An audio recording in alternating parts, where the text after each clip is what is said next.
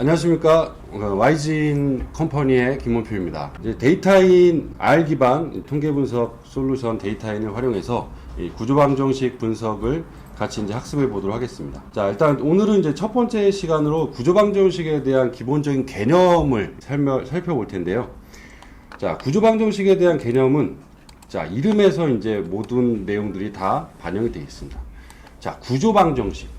자, 여기서 이제 두 가지가 결합이 되어 있는데요. 하나는 structural, 구조적이다. 두 번째로는 equation, 방정식이다. 자, 그래서 이제 한국말로 풀었으면 구조적으로 연결이 되어 있는 1차 방정식의 모델이다 라고 이제 볼 수가 있습니다. 저 밑에 있는 그림을 보는 것처럼 앞에 있는 독립변수가 x1, 2, 3이 어떤 종속 변수에 영향을 주죠. 그러니까 예를 들어서 뭐 회사의 광고, 그다음에 뭐 홍보비, 그다음에 뭐 인건비, 자 이런 것들이 매출액에 영향을 준다와 같은. 자 우리가 이제 이런 관계를 이제 선형회귀 분석에서 독립과 종속 변수 간의 1차적인 관계로 보죠. 자 그래서 이렇게 세 가지의 독립 변수가 종속 변수에 영향을 주고 이거를 이제 식으로 표현한다면 자 이런 식이 될 겁니다.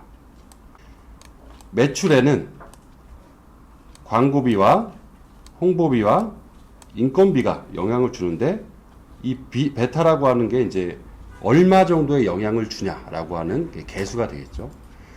자, 이제 일반적인 선형회귀 분석, 1차 방정식으로 구성이 되어 있는 선형회귀 분석에서는 자, 이런 식의 이제 한 단계에서 그치는데 구조 방정식은 그것들이 구조적으로 연결되어 있는 그런 형태가 됩니다. 예를 들어서 매출액이 아니라 경상이익에는 역시 앞에 있는 변수가 어떻게 영향을 주냐. 그리고 매출액과 경상이익이 증가하면 주식과 배당액에 또 어떻게 영향을 주냐. 자, 이런 인과 관계가 구조적으로 연결이 되어 있는 그런 형태의 방식입니다. 약간의 이제 역사적으로 볼 때 우리가 일반적으로 이제 선형회귀 분석이 이제 고안되고 정립된 건 상당히 오래됐죠. 선형회귀 분석에서 x가 y에 미치는 자 이런 이제 1차적인 단계에서의 분석들을 진행을 했었는데 여러 연구에서 이 x가 y에 미쳐서 그래서 z에도 미치고 그래서 또 다른 변수에 미치는 이런 일련의 인과관계들을 분석할 수가 없을까? 라는 그런 고민에 끊어서 x가 y에 끊어서 y가 z에 이렇게 끊어서 각각의 독립변수를 분석하게 되면 앞과 뒤의 변수의 데이터를 반영할 수 없기 때문에 그 경로 분석이라고 하는 패스 어널리시스라고 하는 방법이 1900년도 중반에 고안이 됐습니다. 자, 앞서서 이제 말씀드린 것처럼 x가 y에 영향을 미치고 그 y가 또 z에 영향을 미치고 자, x도 z에 영향을 미치고 이렇게 인과관계가 영향이 서로 연결이 되어 있는 역시 이제 이것도 역시 구조 방정식의 한 형태라고 할 수 있죠. 자, 근데 이제 여기서 얘기하는 x, y, z는 관측 변수, 즉 실제 측정되어 있는 데이터들로 이제 인과관계가 연결이 되어 있는 형태죠. 그러나 이제 사회과학에서는 직접 측정된 변수뿐만 아니라 약간 추상적인 개념들, 예를 들어서 자아 존중감이 정서지능에 영향을 미치고 그것이 부모와의 애착관계에 영향을 준다. 상당히 이제 표현이 애매모호하죠. 자, 이러한 추상적인 변수들을 직접 측정하지 않고 자아 존중감을 측정하는 실제 물어본 변수들을 관측 변수로 삼아서 자, 이 자아 존중감이라고 하는 건 실제 물어본 문항들로 공통된 어떤 값을 추정하고 역시 정서지능이라고 하는 것도 당신의 정서지능은 얼마입니까? 라고 물어보는 게 아니라 정서지능을 평가할 수 있는 지표로 물어봐서 거기에 대한 공통된 값으로 정서지능을 도출하고 역시 애착 정도도 부모와 얼마나 애착 정도가 높아요가 아니라 얼마나 자주 놀아줍니까? 부모에 대해서 얼마나 애정이 있습니까? 등등 그런 문항으로 물어봐서 역시 공통된 값을 갖고 즉 이 동그라미로 표현이 되어 있는 추상적인 개념들 우리는 이제 나중에 보겠지만 이런 걸 잠재 변수라고 하는데 잠재 변수들끼리의 영향 관계를 도출하는 것이 사회과학에서는 상당히 주요한 이슈이기 때문에 패스 어널리시스, 즉 1차적인 그 구조적 방정식의 잠재 변수를 포함한 구조 방정식이 발전이 된 그런 형태가 됩니다.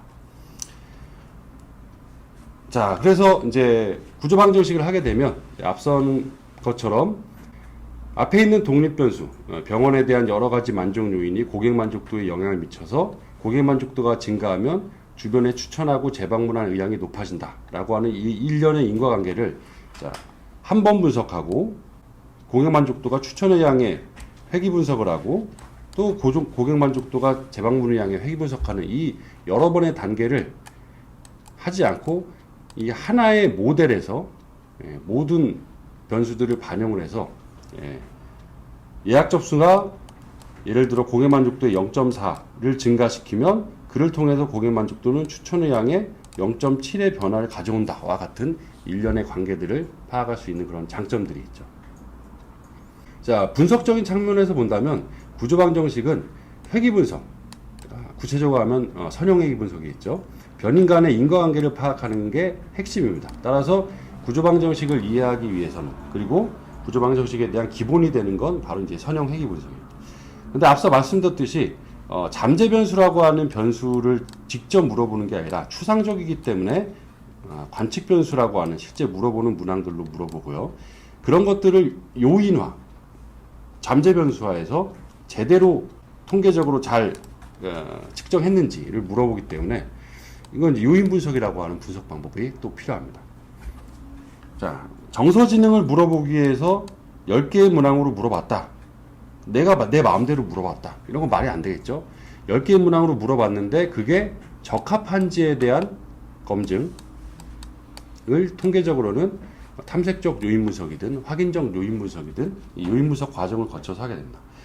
자, 그래서 이 요인 분석과 회귀 분석의 결합이 바로 구조방정식의 핵심적인 통계 근원이라고 할 수 있습니다. 근데 문제는 이 두 개의 방법이 상당히 좀 어렵다라는 거죠. 그래서 구조방정식을 처음 접할 때에는 다소 어렵게 느낄 수가 있고, 또한 추상적인 개념들 간의 관계이기 때문에 확 와닿지가 좀 않을 수가 있습니다. 자, 이제 앞서서 말씀드렸듯이 구체적인 정보는, 자, 귀하의 방문 횟수는, 자, 이건 한 문항으로 충분하죠. 아주 구체적인 사실은. 근데 추상적인 개념은 한 문항으로 물어보면 이 잘못된 측정 방법이라고 할 수 있어요.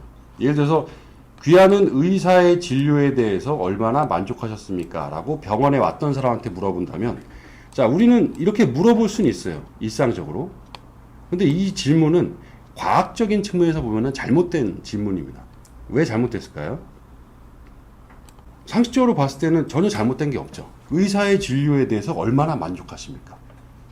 근데 이제 아주 좋은 질문과 아주 나쁜 질문의 대표적인 기준인데, 질문을 던진 사람의 입장이 아니라 질문을 받는 사람, 즉 응답자의 입장에서 질문을 받았을 때 딱 한 가지 단상이 떠올라야 돼요.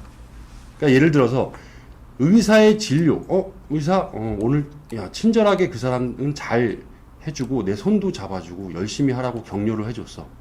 친절함을 떠올릴 수도 있고, 어떤 사람은 이 사람 명의라고 하는 프로그램에도 나오고 되게 실력이 있는 사람 같아. 또 이 사람은 오늘은 한 30분 기다렸는데 예전에 1시간 기다렸을 때보다 훨씬 더 짧아서 괜찮아. 이 생각하는 단상들이 다 다르면 이거는 100% 잘못된 문항입니다. 이게 왜 그럴 수밖에 없냐면 추상적이기 때문에 그래요. 추상적인 질문들은 우리가 일상적으로 너 요즘에 행복하니? 뭐 이런 표현들은 당연히 일상적으로 쓰지만 과학적인 측면에서 볼 때는 행복이 뭔데? 구체적이지 않을 경우에는 이런 질문들은 잘못된 방법입니다. 그럼 어떤 방법이 있냐? 의사 진료를 구성하는 좀 더 구체적인 걸로. 예를 들어 진료 시간에 대해서 충분히 할애했습니까? 뭐 만나자마자 괜찮네요. 다음에 오세요. 이렇게 한 게 아니라 충분히 얘기를 듣고 조언을 했는지, 그리고 내가 무슨 병이었는지 알았는지, 그리고 예의 바른 태도와 친절함을 가졌는지, 내가 아프다고 하는 것에 대해서 충분히 말 안 끊고 잘 들었는지, 쉽게 병과 치료법에 대해서 설명했는지, 이런 더 구체적인 질문들로 물어봐야죠. 오해가 없도록. 그래서 가장 좋은 설문은 질문을 던졌을 때 응답하는 사람이 이거 물어보고 있구나라고 하는 딱 정확한 하나를 생각하는 거예요. 귀하의 성별은 무엇입니까? 이건 누가 듣더라도 성별을 물어보는 거죠. 이런 구체적인 질문들은 한 문항으로 충분한데 추상적인 질문들은 그렇게 물어봐서는 안 되기 때문에 대안으로 여러 가지 구체적인 질문을 물어봐서 그것들을 평균을 내든지 합산을 내든지 혹은 구조방정식처럼 잠재 변수화해서 공통된 값을 갖든지 라고 하는 그런 방법들을 이제 취하게 됩니다. 자, 이런 것도 역시 우리가 살면서 한 번도 생각해 본 적이 없기 때문에 약간 좀 확 와닿지 않겠지만 잘 생각해 보시면 제대로 측정하기 위해서 잠재 변수가 필요한 거예요. 한 번의 지문으로 충분하지 않으니. 그래서 결론적으로 의사 만족도가 고객 만족도에 미치는 영향. 자, 의사 진료 만족도와 고객 만족도라는 것은 추상적이기 때문에 그것을 파악하는 구체적인 질문들로 물어보고 이 질문에 대한 응답들이 잘 되어 있나 요인 분석을 하고 타당성을 검증하고 그 다음에 의사 진료가 고객 만족도에 미치는 본 분석의 실제 목적, 즉 회귀 분석을 하고 이 두 가지가 결합된 형태로 될 수 있는 거죠. 그래서 실제 분석도 구조방정식에서는 먼저 타당도 검정, 즉 관측 변수에 대한 타당도를 검증하는 단계와 두 번째, 그를 통해서 실제 구조방정식의 모델을 검증하는 이 두 가지, 투 스텝으로 이제 진행을 하게 됩니다. 자, 구조방정식이 상당히 이제 곽광을 받고 또한 이제 좀 있어 보이는 그런 좀 이제 장점도 있죠. 반면에 이제 충분한 숙지가 되지 않으면 약간 테크닉에만 빠질 수 있습니다. 사실 여러 가지 한계들이 존재한다는 걸 인식을 해야 되는데 프리드만과 덩컨은 구조방정식에서의 그 회귀 개수, 경로 개수가 반드시 인과관계를 의미하지 않는다. 왜냐하면은 얻어진 데이터의 기본적인 분석 단위가 이 상관관계의 값이기 때문에 이건 상관을 바탕으로 영향을 추정한 거지 영향관계 기본이 아니라 따라서 구조방정식의 결과는 그냥 형식적으로 값이 어떻다가 아니라 인과관계가 성립이 되는 그런 변수 간의 관계만을 구조방정식에서 해야 된다라고 하는 그런 점을 이제 시사하고 있죠. 또한 프리드만은 이제 재생반복성에 대한 얘기를 합니다. 즉 누가 똑같은 모델을 하지만 누구나 똑같은 모델로 하더라도 마지막에 모델 수정의 과정을 거쳐서 최종 모델은 좀 다를 수 있다는 거예요. 그래서 재생반복성이라는 건 누가 하나 똑같은 결과가 나타난다라고 하는 게 과학의 기본적인 그 조건인데 여기에서 이제 위배가 된다라고 하는 지적을 하고 있죠. 그래서 모델을 수정한다 하더라도 이게 합리적이고 논리적으로 잘 돼야지 된다라고 하는 또 역시 시사점을 제시합니다. 그리고 이제 가장 좀 문제는 뭐냐면 구조방정식의 단점은 상당히 원인과 결과에 대해서 도식화 혹은 인과관계를 종합적으로 파악하기 때문에 여러 단계를 한꺼번에 볼 수 있어서 상당히 이제 매력적이에요. 근데 안타까운 건 영향을 미친다, 유의하다, 영향을 미친다, 영향을 미쳤다, 적합도 좋았다. 끝. 즉 결과에 대한 함의와 시사점이 연구자가 실증적 분석에만 그친다면 그래서 어쩌라고라고 하는 그런 결과가 나타나죠. 한마디로 영어로 하면 so what이죠.